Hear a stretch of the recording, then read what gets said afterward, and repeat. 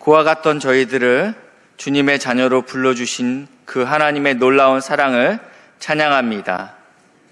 이 시간에 우리가 왕이신 하나님 앞에 예배드리길 간절히 원합니다.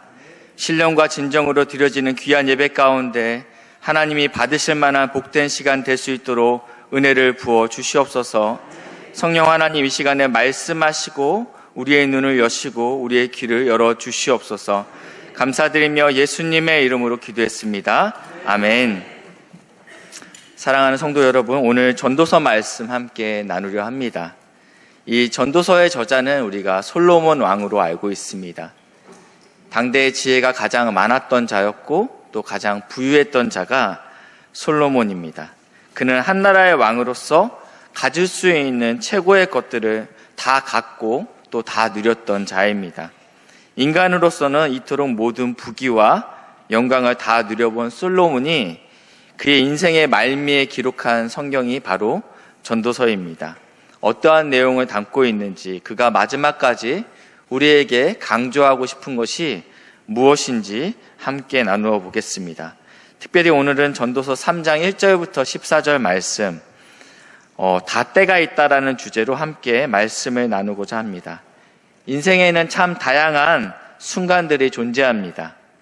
기쁨의 순간이 있고 또 슬픔의 순간이 있고 또 성공의 순간이 있고 또 실패의 순간이 있습니다. 어떤 때는 우리가 심어야 될 때가 있고 또 심는 걸 거둘 때가 있습니다. 이러한 복잡한 일들이 우리의 삶 가운데 교차하고 있습니다. 이러한 모든 순간에서 우리는 종종 이러한 질문을 던집니다. 왜 이런 일이 나에게 일어나는 걸까? 이 고통스러운 상황은 언제 끝날까? 이것이 내 인생에 무엇을 의미하는가? 특별히 우리가 광야를 걸어갈 때, 인생의 어려운 길을 걸어갈 때 이러한 질문들은 더 강렬해집니다. 코로나 팬데믹을 겪으면서 많은 분들이 이러한 질문으로 고민을 했습니다. 사업이 어려워지고 또 사랑하는 이들과 이별을 하게 되고 또 일상의 모든 것들이 변하는 상황에서 우리의 삶의 의미와 하나님의 뜻을 찾고자 몸부림치셨습니다. 오늘 본문을 통해서 전도자는 이러한 우리의 질문에 대한 중요한 메시지를 전하고 있습니다. 연기처럼 잡을 수 없고 잠시 잠깐 있다가 사라질 헛된 세상에서 우리가 무엇을 기억해야 하는지, 어떠한 자세로 살아가야 하는지 함께 살펴보도록 하겠습니다. 먼저 3장 1절 말씀을 보시겠습니다. 범사에 기한이 있고 천하 만사가 다 때가 있나니 하나님께서 정하신 때가 있음을 인정하고 고백해야 됩니다. 여러분, 이때는 누가 정해주신 때입니까? 바로 창조주 하나님께서 정하신 때입니다. 2절부터 8절까지는 전도자는 다양한 때를 열거하고 있습니다. 저는 4절까지만 보겠습니다. 날 때가 있고 죽을 때가 있으며 심을 때가 있고 심은 것을 뽑을 때가 있으며 죽일 때가 있고 치료할 때가 있으며 헐 때가 있고 세울 때가 있으며 울 때가 있고 웃을 때가 있으며 슬퍼할 때가 있고 춤출 때가 있으며 이러한 모든 때들은 피조물인 사람이 개입할 수 없는 창조주 하나님이 각 인생에게 정해놓은 때가 있다는 것을 의미하고 있습니다. 우리의 인생이 그렇게 단조롭지 않습니다. 항상 행복할 수 없다라는 것입니다. 지금은 웃고 있지만 우리 마음 한켠에는 슬픔이 가득하신 성도님들도 이 자리에 있을 거라고 생각이 듭니다. 어떤 분들은 사업을 하시는 분이 있을 거라고 생각이 듭니다. 사업에서는 성장의 시기가 있고 또 어려움의 시기도 있습니다. 또 새로운 도전을 시작해야 될 때가 있고 지금 진행하는 사업을 접어야 될 때가 있습니다. 이러한 모든 때들이 우리가 완전히 통제할 수 없다라는 것입니다. 인간관계는 어떻습니까? 새로운 만나는 기쁨이 있을 때가 있고 또 이별의 아픔이 있을 때가 있습니다. 때로는 관계를 더 깊게 만들어야 될 때가 있고 이제는 그 관계를 접어야 될 때가 있다는 것입니다. 이 모든 것이 우리의 의지대로만 되지 않음을 우리가 경험을 통해 알 수 있습니다. 11절 상반절을 한번 보시겠습니다. 하나님께서 모든 것을 지으시되 때를 따라 아름답게 하셨고, 이렇게 표현하고 있습니다. 하나님의 모든 때들은 지금 하나님의 통치 안에 있다라는 것입니다. 다른 말로 표현하면 주님의 기쁘신 뜻을 따라 잘 운행되고 있다라는 것입니다. 하나님께서 허락하신 성도님들의 지금의 삶이 화창하십니까?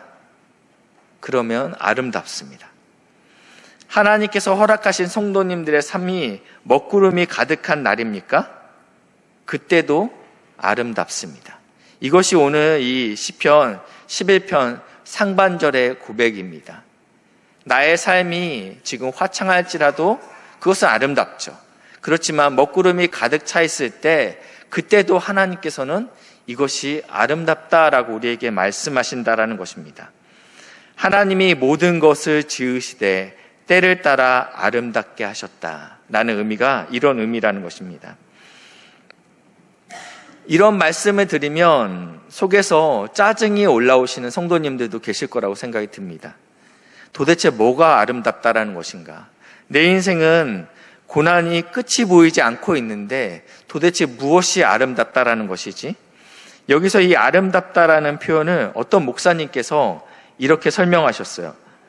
왕상 6장 7절 말씀인데요. 이 성전은 건축할 때 돌을 그 뜨는 곳에서 다듬고 가져다가 건축하였으므로 건축하는 동안에 성전 속에는 방망이나 도끼나 모든 철 연장 소리가 들리지 아니하였으며, 어떻게 공사 현장에서 연장 소리가 들리지 않을 수 있습니까? 여기 보니까 성 밖에서 돌을 미리 정확하게 다듬어서 옮겨왔기 때문이다라고 이야기하고 있습니다. 거기서 성 밖에서 정확한 치수를 재고 그리고 정확한 규격에 맞게끔 돌을 완전히 다듬은 상태에서 성 안으로 가지고 들어온 것입니다. 그래서 각 돌을 정확히 그 맞는 자리에 놓았기 때문에 따로 다듬거나 조정할 필요가 없기 때문에 성 안에서는 철 연장 소리가 들리지 않았다라고 표현하고 있습니다. 여기서 이 아름답다라는 표현은 즉 있어야 할 자리에 정확히 놓다라는 의미가 있다라는 것이에요. 아름답다라는 의미는 적절하다라는 의미입니다. 내가 아무리 치수를 잘 재고 왔어도 정확히 그 위치에 놓지 아니하면 여기서부터는 문제가 생기는 것이에요. 근데 정확한 규격을 재고 이것을 정확한 그 위치에 놓는 것, 그것이 아름답다라는 의미라는 것입니다. 무슨 말씀이냐면 우리 인생 가운데 겪고 있는 모든 상황과 또 만나는 모든 사람, 그리고 있는 모든 장소가 하나님께서 정확하게 우리 성도님들을 그 위치에 놓으셨다라는 의미라는 것입니다. 이것을 받아들이는 것은 쉽지 않습니다. 특별히 우리가 고통 가운데 있을 때 이 믿음을 갖는 것은 더 어렵습니다. 하나님께서 정확하게 그 위치에 두셨다라는 믿음이 없다면 우리의 삶 가운데는요, 울음소리와 비명소리가 들리게 될 것입니다. 하나님, 이 자리는 제 자리가 아닌 것 같아요.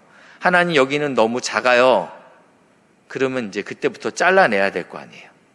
그러면 울음소리와 비명소리가 들리겠죠. 하나님, 여기는 너무 큰데요? 쟤는 이 자리에 맞지 않아요.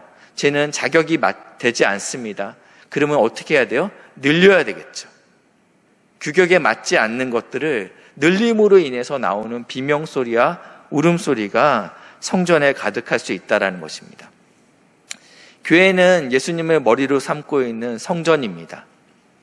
근데 우리 안에 이 믿음이 없다면 성도들을 볼 때, 그리고 자신을 볼 때 나는 너무 작아, 나는 너무 커, 나는 여기에 맞지 않아, 이럴 때 오는 비명소리와 울음소리가 우리 안에 있다는 것입니다. 그렇기 때문에 반드시 우리 안에 이 믿음이 있어야 된다는 것입니다. 하나님, 모든 것이 아름답습니다. 하나님, 모든 것이 적절합니다. 하나님, 모든 것이 그 알맞는 위치에 놓여 있군요. 우리 육신의 눈으로 볼 때는 아름다워 보이지 않을 수 있어요. 적절하지 않아 보일 수 있어요. 맞는 자리가 아닌 것처럼 보일 수 있습니다. 그렇지만 반드시 우리 안에 이 믿음이 필요하다는 것입니다. 하나님께서는 실수하지 않으십니다. 하나님께서는 각 성도 한 명을 가장 맞는 자리에, 적당한 자리에, 적당한 시간에 하나님께서 우리를 세우신다라는 것입니다. 우리가 알거니와 하나님을 사랑하는 자, 곧 그 뜻대로 부르심에 입은 자들에게는 모든 것이 합력하여 선을 이룬다라고 말씀하고 있습니다. 이 말씀은 지금 우리가 당장 이해할 수 없는 상황 속에서도 하나님의 선하신 뜻이 이루어지고 있음을 믿으라고 우리를 격려하고 있습니다. 두 번째는 영혼을 사모해야 됩니다. 11절 중반절입니다. 또 사람들에게 영혼을 사모하는 마음을 주셨느니라 라고 표현하고 있습니다. 영혼의 반대말은 무엇일까요? 이 잠언에 나와 있는데 헛되다 이 말이 영혼의 반대말입니다. 잘 이해가 되지 않죠? 이 헛되다 이 단어는 히브리어로는 헤벨입니다. 언제 쓰여지냐면요, 연기, 수증기, 그리고 입김 할 때가 헤벨입니다. 지금 보이지는 않았지만 지금 입김이 나갔습니다. 그래서 이 입김, 연기 이런 것들을 뭐라고 표현하냐면 또 찰나, 그리고 일시적인 이런 의미로도 쓰여집니다. 헤벨이라는 단어 자체가요. 그렇기 때문에 영혼의 반대말은 헤벨이라는 것입니다. 헛되다라는 뜻일 것입니다. 이 솔로몬은요, 잠언을 시작하면서 이렇게 시작합니다. 1장 2절인데요. 전도자가 이르되 헛되고 헛되며 헛되고 헛되니 모든 것이 헛되도다. 이 안에 지금 모든 것을 다 누려본 자입니다. 모든 것을 다 가져본, 그리고 모든 지혜가 충만했던 이 솔로몬이 인생의 노년에 내린 결론이 지금 모든 것이 일시적이다, 모든 것이 찰나이다, 내가 손에 쥔 것이 없다라고 고백하고 있다는 것입니다. 전도서 1장 16절인데요. 내가, 솔로몬입니다. 내 마음속으로 말하여 이르기를 보라, 내가 크게 되고 지혜를 더 많이 얻었으므로 나보다 먼저 예루살렘에 있던 모든 사람들보다 낫다 하였나니 내 마음이 지혜와 지식이 많이 만나 보았음이로다. 내가 여러 사람을 많이 만나봤는데 이 예루살렘에, 그리고 애국과 그 모든 열방 가운데 나보다 지혜 있는 자가 없다라고 이야기하고 있습니다. 실제로 성경에서는 그의 지혜에 대해서 동방과 애굽의 모든 사람의 지혜보다 뛰어났다라고 이야기합니다. 그래서 이 전도서에 이 솔로몬이 무엇이라고 이야기하냐면, 그러나 지혜를 알면 알수록 괴로움과 걱정이 더 많아졌다라고 고백하고 있어요. 내가 지혜와 지식을 통해서 영원한 것을 얻기 원해서 열심히 추구했는데 이것이 나에게 괴로움만 더하고 있다라고 고백하고 있다는 것입니다. 이런 이야기가 있습니다. 대학을 졸업할 때 그 전공에 대해서 이제는 다 안다. 그러나 대학원에 가게 되면, 석사 과정에 들어가면 무엇으로 바뀌냐면 이제는 무엇을 모르는지 알 것 같다 라고 이야기합니다. 그리고 이제 박사까지 가게 되면 이렇게 이야기한답니다. 나만 모르는 줄 알았는데 너도 모르는구나, 이걸 알게 된대요. 무슨 말씀이에요? 알면 알수록 내가 정말 무지한 자라는 것을 알게 된다라는 뜻이에요. 영적인 이치도 마찬가지입니다. 하나님과 친밀하면 친밀할수록 내가 소망이 없는 죄인이라는 것을 깨닫는 것처럼 말입니다. 솔로몬은 지혜와 그리고 지식의 의미를 찾지 못해서 이번에는 그의 방향을 행복으로 바꾸게 됩니다. 내가 지식과 지혜를 구해봤는데 이것이 헛되구나. 내가 그러면 행복을 구해봐야 되겠다. 이 행복을 찾기 위해서 이 솔로몬은요, 웃음과 희락과 술로 행복을 찾으려고 합니다. 어느 정도로 이것들을 즐겼는지 전도서 2장 10절입니다. 한번 같이 읽겠습니다. 시작.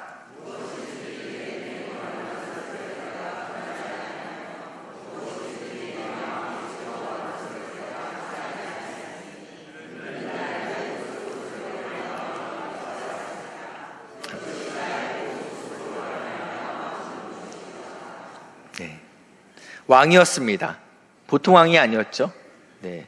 가장 힘이 있던 왕입니다. 가장 능력이 있던 왕이었기 때문에 어느 누구도 왕이 하는 것들에 대해서 제한하지 못했습니다. 왕이시여, 재정이 없습니다. 왕이시여, 아무리 왕이라 할지라도 하면 안 되는 것이 있습니다. 라고 막아설 자가 없었습니다. 그렇기 때문에 내 눈에 원하는 것이면 금하지 아니하고 취하였다. 내 마음이 즐거워하면 무엇이든지 다 누려봤다. 그래서 이 노년의 이 솔로몬은 부인만 700명이었고 첩이 300명이었습니다. 아무도 막아설 수 없는 이 쾌락을 추구했던 사람입니다. 그런데 결과는 어떻게 됐습니까? 여기에 대해서 성경은 이렇게 표현하고 있는데요. 하나님 앞에 있던 왕의 마음이 이방의 신에게로 돌아섰습니다. 라고 표현하고 있다는 거예요. 원래는 하나님을 섬기던 왕이었는데 이 여인들로 통해서 그의 마음이 이방의 신으로 마음이 돌아서게 되었다라고 표현하고 있다는 것입니다. 행복을 추구하는 것은 죄입니까? 아니요.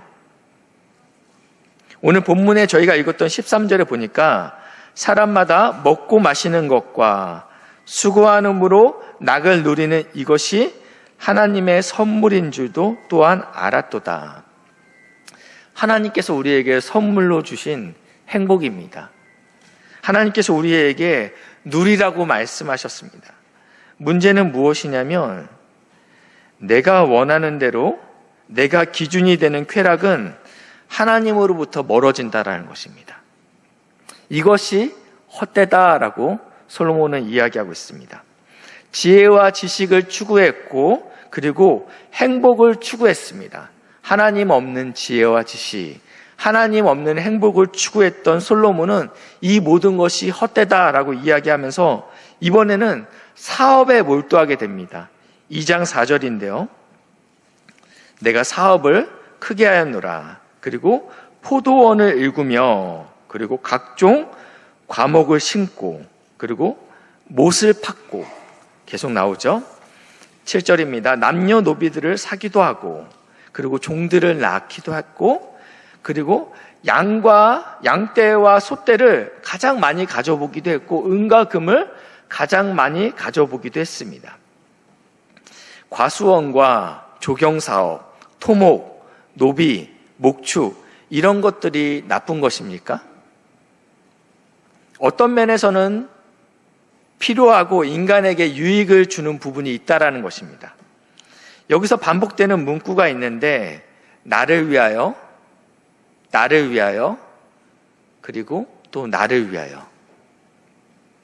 모든 사업이 나를 위하여. 여기에는 하나님은 부재하고 있습니다.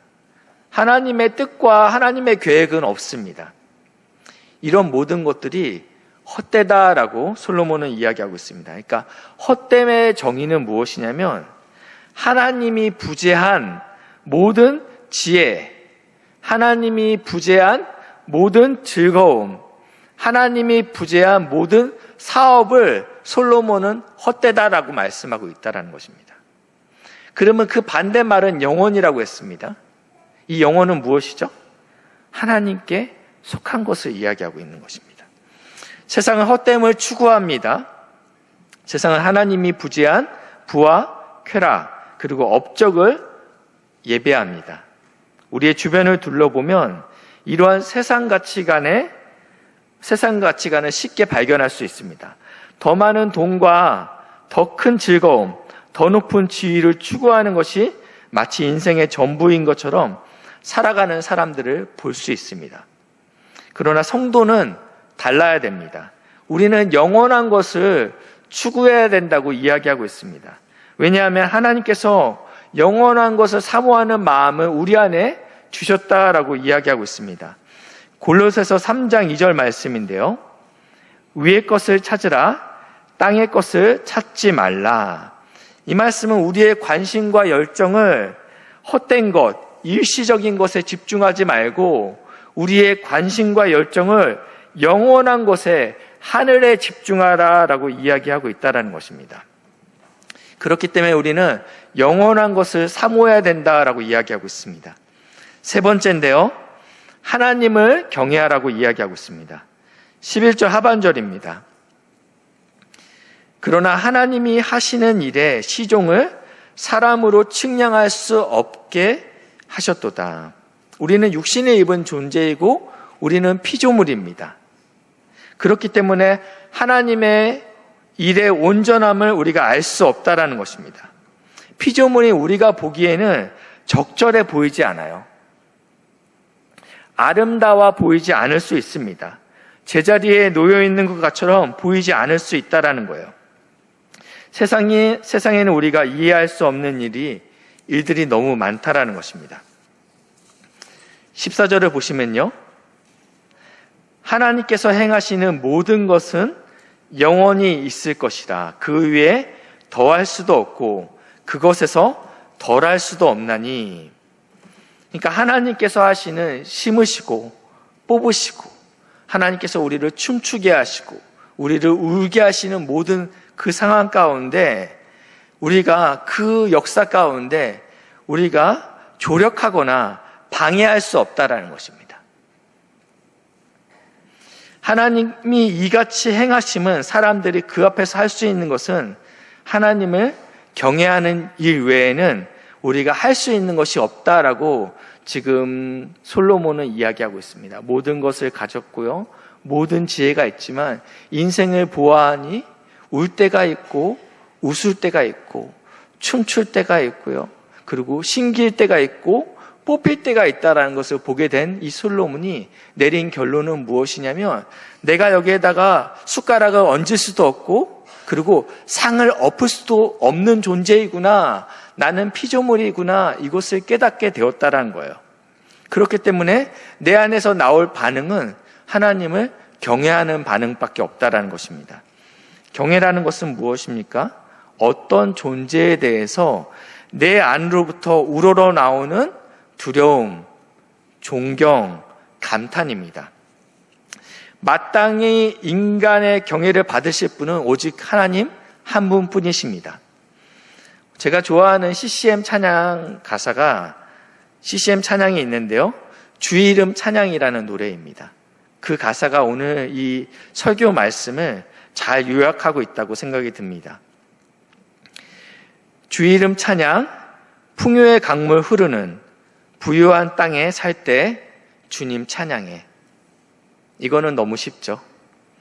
나의 삶이 지금 굉장히 풍요롭습니다. 모든 것이 부족함이 없을 때 하나님 적절합니다, 하나님 아름답습니다, 하나님께서 올바른 곳에 나를 두셨군요 라고 고백하는 것은 다 할 수 있어요. 그 다음 절에는요, 주의 이름 찬양, 거칠은 광야와 같은 인생길 걸어갈 때도 주님 찬양해. 근데 이것은 쉽지 않죠.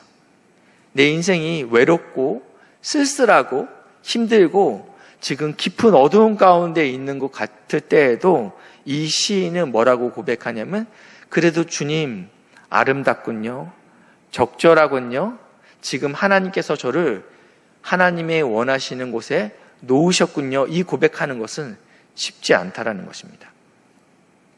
모든 축복 주신 주님 찬양하리. 어두운 날이 다가와도 난 외치리. 뭐라고 외치는 거죠? 당신이 아름답습니다. 모든 것이 적절합니다, 하나님 라고 선포한다라는 거예요.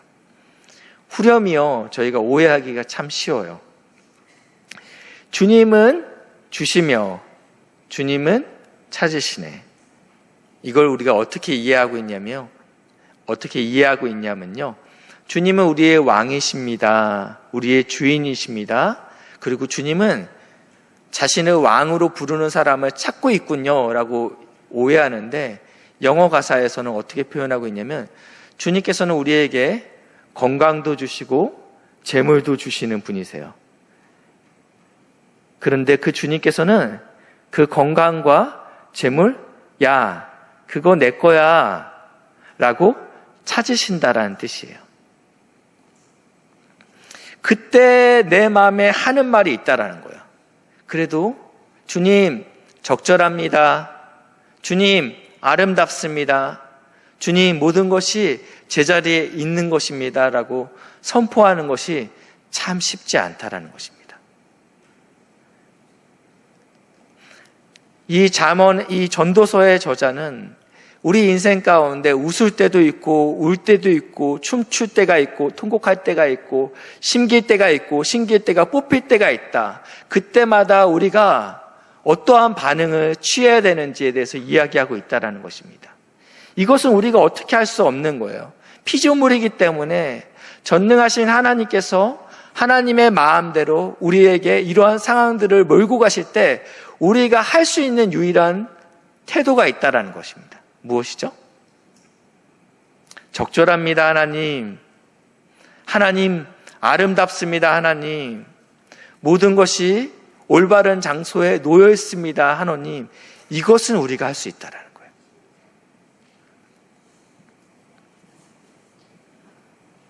울거나 웃기를 우리가 결단할 수 있고요. 감사하거나 불평하거나 이것은 우리가 결단할 수 있다는 것이죠.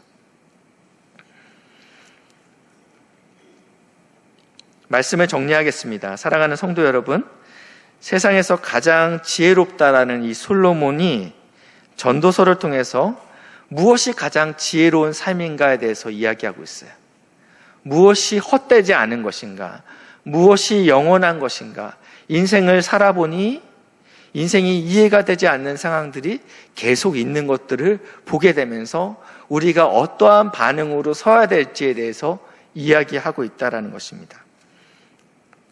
우리는 지금의 상황을 인정하고 받아들이고 감사하기로 결단하며 살 수 있습니다. 하나님, 모든 상황이 적절합니다. 당신이 정확히 그곳에 저를 놓으셨습니다. 인생의 모든 계절이 하나님의 허락하신 때라는 것을 굳게 믿고 그 하나님을 신뢰하고 붙잡으시기를 주님의 이름으로 축복합니다. 그 영원하신 하나님을 사모하고 그분을 경외하며 이번 한 주도 평안하시기를 주님의 이름으로 축복합니다. 기도하시겠습니다. 우리의 모든 삶의 순간이 하나님의 섭리 안에 있음을 고백합니다. 기쁠 때에도 어려울 때에도 주님의 때를 신뢰하며 살아갈 수 있도록 도와주시옵소서. 주님, 당신의 자녀들의 삶 속에 영원하신 하나님을 바라보는 믿음을 더하여 주시고 주님께서 허락하신 각자의 때를 감사하며 주님의 뜻을 이루는 복된 삶을 살게 하여 주시옵소서. 예수님의 이름으로 기도드립니다. 아멘.